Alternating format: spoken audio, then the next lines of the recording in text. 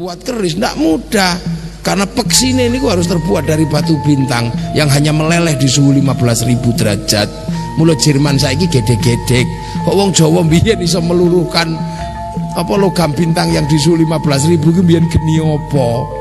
Wong saiki Jerman hanya sanggup meluruhkan apa logam di suhu 7.000. Di atas 7.000 reaktornya nggak sanggup. Lha iku mbiyen geni apa? Awake dhewe ora ngerti. Itulah jawabannya kalau orang bertanya betapa kuatnya orang Jawa. Arab punya alat musik namanya terbang, terbuat dari kayu dan kulit. Eropa nggak ada alat musik jenenge gitar, aitara niku kayu kali tali. Tapi wong Jawa duwe alat musik jenenge gamelan, terbuat dari logam. Hanya bangsa yang menguasai ilmu pertambangan yang maju dan penguasaan metalurgi yang mapan mampu membuat alat musik dari logam.